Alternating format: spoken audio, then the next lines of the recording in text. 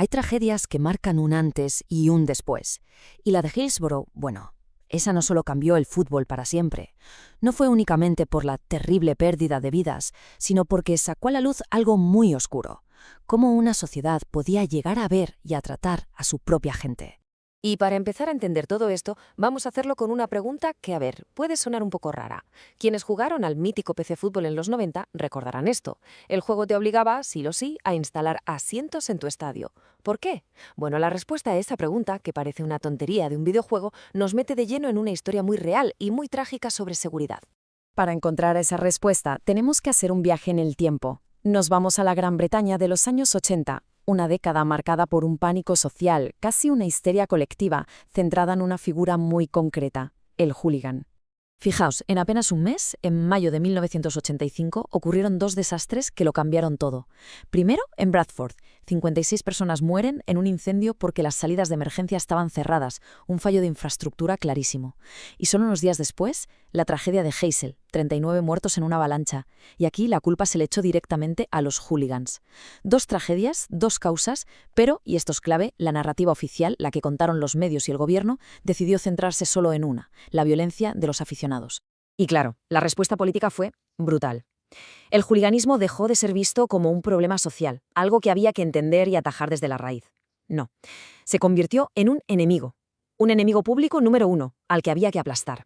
Y la solución que se les ocurrió fue la contención: poner vallas. Altísimas vallas de acero que convertían las gradas donde la gente veía el fútbol de pie en auténticas jaulas.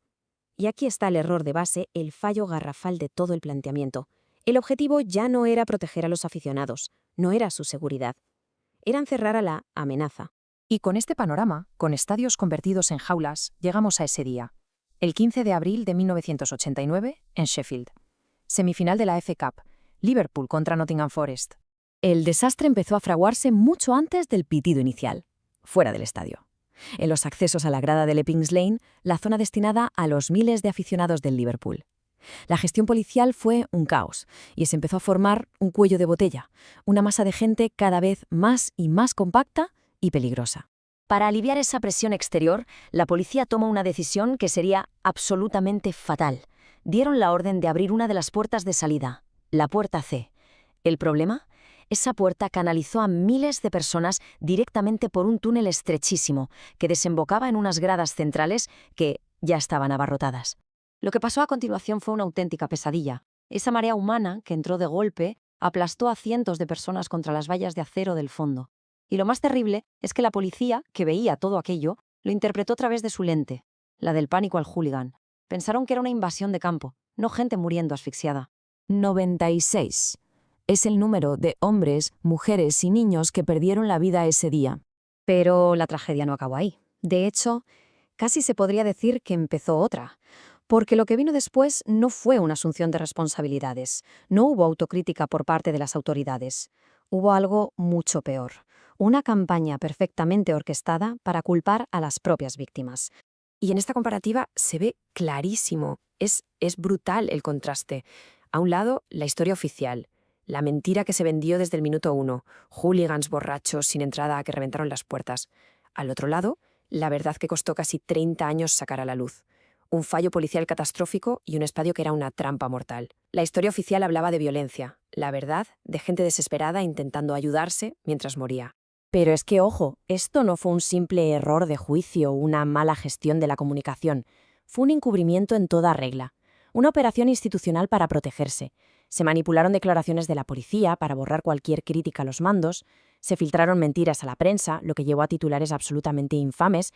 Incluso se llegó a hacer pruebas de alcoholemia a todas las víctimas, incluidos los niños, para intentar sostener esa narrativa del hooligan borracho. Tuvieron que pasar 27 años de una lucha incansable, heroica, por parte de las familias de las víctimas. Pero al final, en 2016, llegó el veredicto oficial.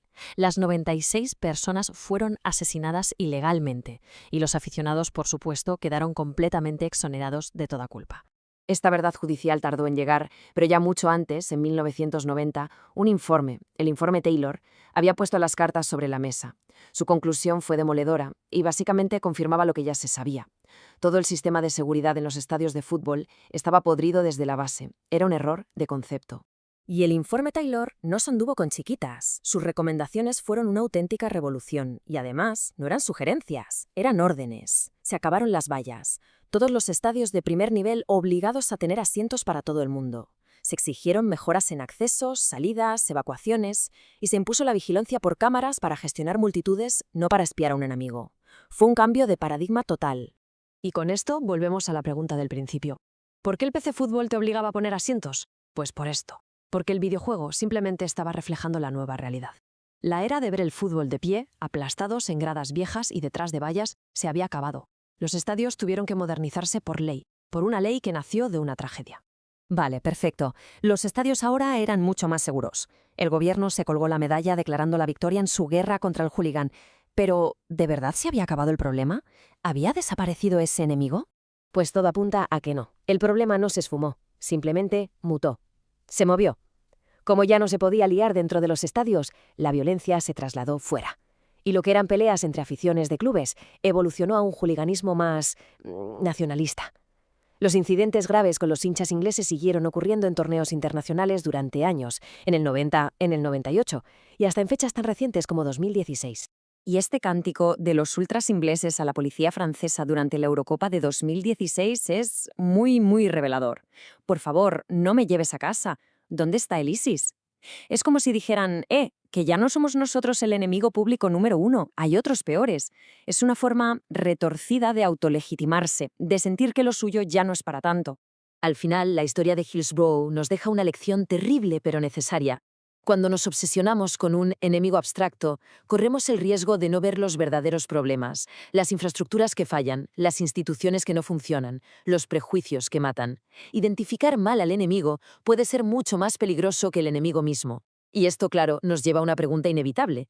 Si aquel enemigo abstracto nunca fue derrotado, sino que simplemente fue sustituido por otro, ¿cuáles son los enemigos abstractos en los que la sociedad se centra hoy?